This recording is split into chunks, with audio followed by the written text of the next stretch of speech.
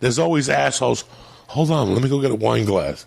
Yeah. Just give me the fucking glass. I gotta wait. Just pour the fucking wine in there. What's the difference? Well, the wine glass, the aromatic. Listen, shut the fuck up before I smack you. Just give me the fucking wine. Yeah. He would always come down with wine glasses. It would piss me the fuck off to no end. And the girls would be impressed. Oh my God, shut the fuck up. Drink the wine. Just shut the fuck up. Drink the fucking wine, you know? Like, I'm one of those guys. I don't like no drama. And the people I grew up, I remember one time going out to dinner with my friends. I'll never forget this. I still talk to them. The Holloways. Roger had just graduated high school. The craziest family I grew up with. Yeah. Dad was a bookie. Mom worked in the city on a ship, for a shipping company. And it's his 18th. We just graduated high school. And he took us to a fancy restaurant. And I'll never forget, the guy comes over with the thing in front of him. Yeah. Mr. Holloway says, "Can I get a bottle of wine?" The guy comes over with the thing in front of him. And he takes the bottle. And he pours a little. And he tastes it first. I'll never forget, in high school, my friend looked, he goes, just give me the fucking wine. The guy's face turned pale. Really? Just give me the wine. I don't want no show. Yeah. You don't have to taste it. You don't do nothing. Just take a fucking hike. Give me the wine. Like, we all froze at the table. Oh. Like, I grew up with people like that. Like, one time we were at a buffet, and some fat chick was eating ribs, and I kept looking at my friend Roger. And he was eating, but he kept looking at her. And he would look at it, and he would get mad, and he'd look at it. And finally, I saw him put the fork down, and he threw the napkin down. He went up to the chicken. He goes, "Let me ask you a question." Because she kept eating all the spare ribs. There was this place that gave you half a spare rib. Yeah. And she was taking all of them, and she was dipping her fat little fingers in the spare ribs and putting them back. Oh. And my friend, like 2 weeks after the incident with the fucking wine guy, yeah, he went up to this chicken, and he goes, "Let me ask you a question. Before you eat that wing, before you eat that rib, do me a favor. Go to the bathroom, look at your ass, and ask yourself, do I really need this rib?" I'll never forget, we turned purple. Yeah. The people I grew up with were very, we don't like chit-chatter. Yeah. There's no chit. Like, my wife, she would have got killed. Really? My friends would have stabbed her. That's so funny. Terry's a sweetheart. Yeah, but she's someone that... She likes to do chit-chatter. And I'm deaf. Yeah. Don't be chit-chattering. If you got something to say it. Don't be chit-chattering. Yeah. I don't like that sitcom mentality, like little jokes. My friends would have killed her. Yeah. My friends would have stabbed her. They didn't like that either. You get in the car with them, shut the fuck up.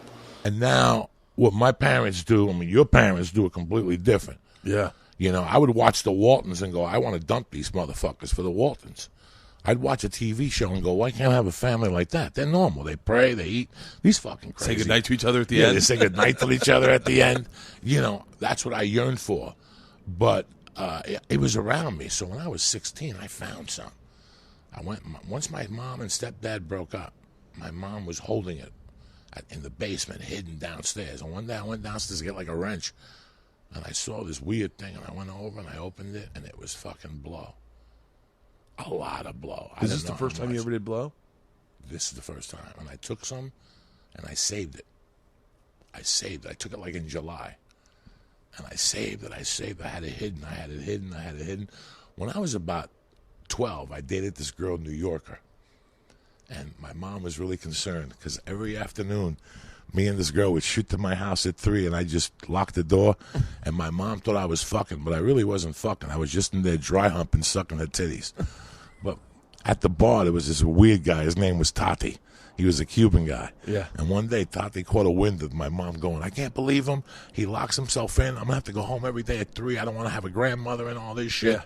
And Tati pulled me aside. He's like, so what are you doing with this broad? And I'm like, nothing. He goes, I got to give you some. He goes, next time you have a pants off, put some cocaine on a pussy. So he gave me a capsule, like a sick thing. Yeah. But he filled it with a little bit of coke. He told me, put some on her pussy, watch her go crazy. I'm about 12, and I'm like, oh my God. So about 3 months later, my mom knocks on my door, and they said, can I talk to you? The other night, Tati was all fucked up at the bar. Did he give you coke to put on New Yorker's pussy? And I'm like, yeah, give it to me. Where is it? And I go, I don't have it no more. What the fuck is wrong with you? She went off on me, my mom. But then years later, she had it done. Like, I always knew my mom did blow. I always knew since I was a little kid. That was their culture. their culture, they did blow. That she hung out with musicians and Celia Cruz, and she had that bar. So, you know, when I was a kid, my mom would have parties, and I'd have to tell my mama, clean your nose. Like, I was like 8, and I'd tell my mama, clean your fucking nose, guy. Yeah. And my mom would go, where is it? And I go, are you fucking crazy? Yeah. So I hated it growing up. When I started partying, I tell myself, you know what? I'm going to smoke dope and drink, but I'm never going to put nothing on my nose. Yeah. But then when I was like 13 or 14, I discovered crystal THC. Me and these crazy motherfuckers used to go to this place across from Lieberschlem Cemetery, this crazy Union City bar. Yeah. And we used to buy crystal THC, which was angel dust, really. It's just another name for Gorilla Biscuits. Yeah. Angel dust, right? Crystal THC. For me, you, and like Segura. Yeah. $3 a piece.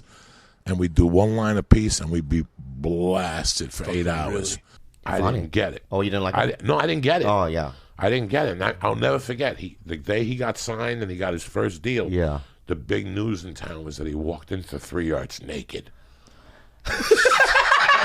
Like, I'm supposed to fucking be impressed. Like, I take my dick out every night. Nobody says nothing. Yeah, me either. He walks into 3 yards naked, and he's brilliant. Like, he's a fucking genius. But he's white, that's why. It was when fucking... ethnic people pull out their dicks, there's like, charges. Yeah. How much fun did we have at the Comedy Store?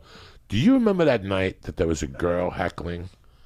I tell this story all the time because I was flat fucking broke. And I think Bobby was starting to bust already a little bit. Yeah. And the girl came, I went up on stage, and some girl heckled me. She goes, take your dick out. And I go, I'll take my dick out if you take your pussy out.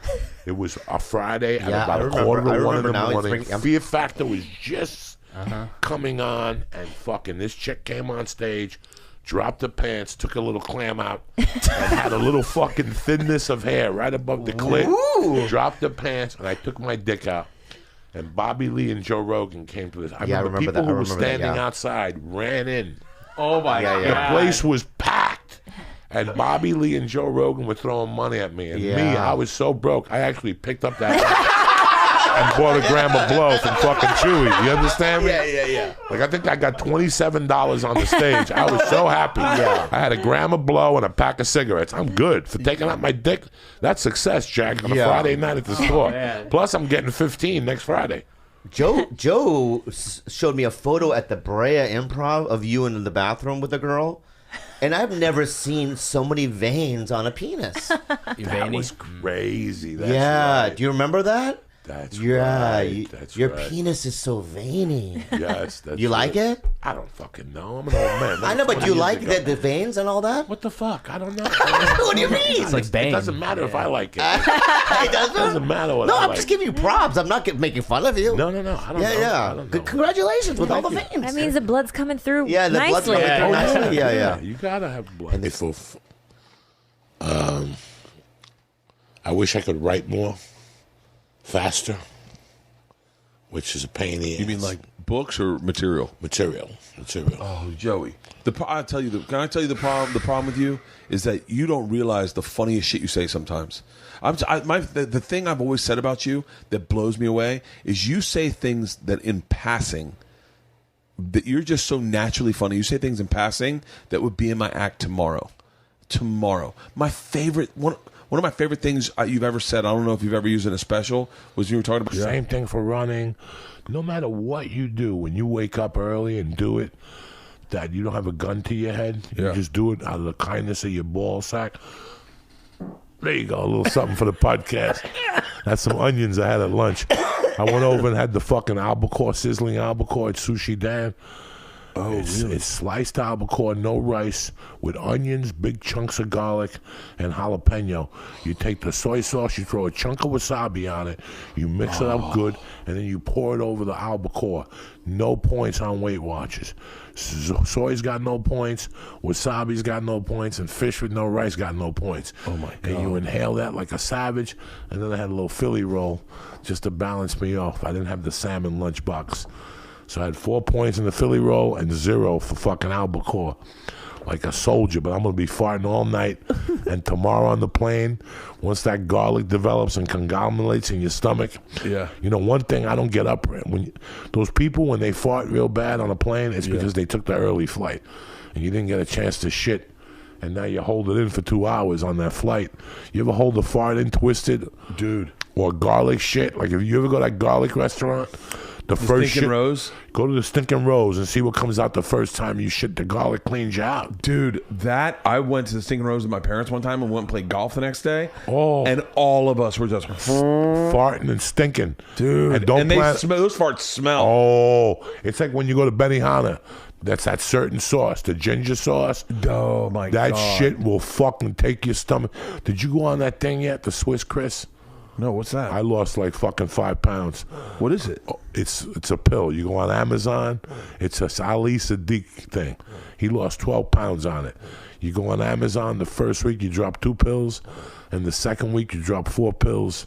And let your asshole open. It's like a fucking play. Really? Once the curtain opens, everything comes out from your birth. Bubble gum. I saw Fortune. Everything you ate as a kid. The one Sunday night, I got up every hour on the hour to shit. Really? Like, you shit everything out. Bubble gum, old meat, all those old toxins that sit in your fucking stomach, your small intestine. Yeah.